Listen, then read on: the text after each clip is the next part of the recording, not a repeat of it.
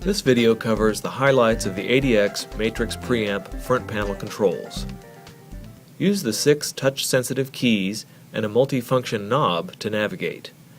The knob is used to scroll up and down menus and left to right for adjusting levels and values. It also selects or deselects when you press it.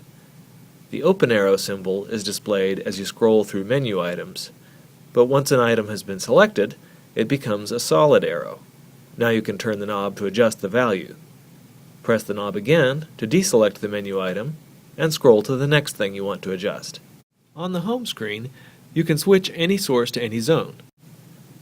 The Groups button displays all of your groups and lets you switch all members of the group to one source. To use groups, you have to set them up either by using the PC software or by using serial commands. The ADX can store up to 10 groups.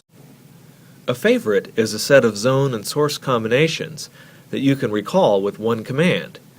You can activate a favorite using the front panel controls, but again you have to set up your favorites using the PC utility or by serial commands. The All button is like a group that includes all zones. Just pick a source that you want all zones to switch to.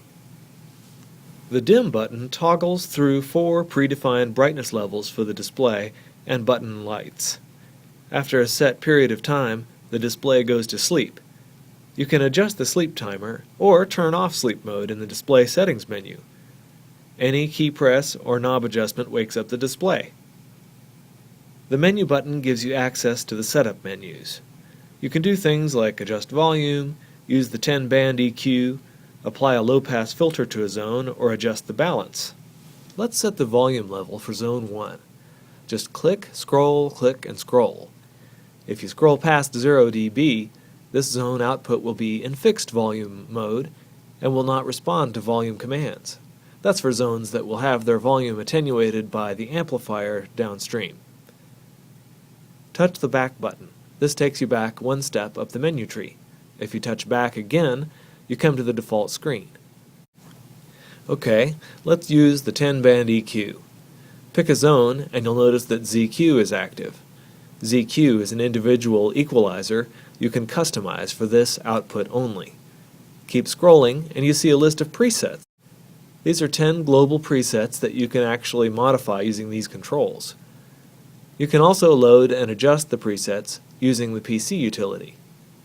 We call these global presets because if you change the preset, it will affect every zone to which it is applied. Zone 2 has a different global preset on. Zone 3 has EQ disabled, but we see LP. That means this zone has a low-pass filter on. Hit back and we'll explore the tone mode and low-pass, high-pass mode. This feature has 3 options.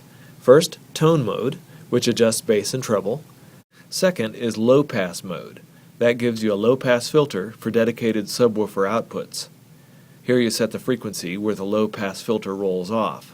Use the PC utility to set up a group for each subsat pair so that they will respond as one zone to group volume and switching commands. High-pass filters can be applied and adjusted in the same way. We'll cover 2.1 zones in more detail, along with the other features in the menu, in separate videos. Well, that's it for the front panel controls overview.